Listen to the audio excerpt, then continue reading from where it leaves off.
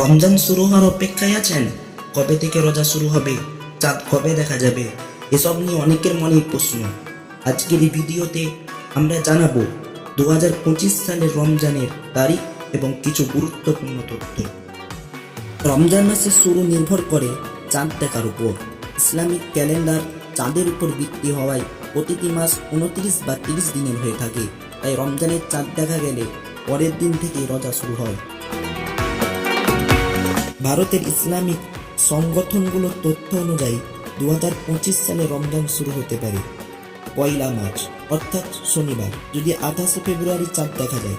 কিন্তু যদি চাঁদ না দেখা যায় তাহলে রোজা শুরু হবে 2 মার্চ অর্থাৎ রবিবার। ভারতের মতো বড় দেশে আবহাওয়া ও ভৌগোলিক অবস্থানের কারণে চাঁদ দেখার সময় ভিন্ন হতে পারে।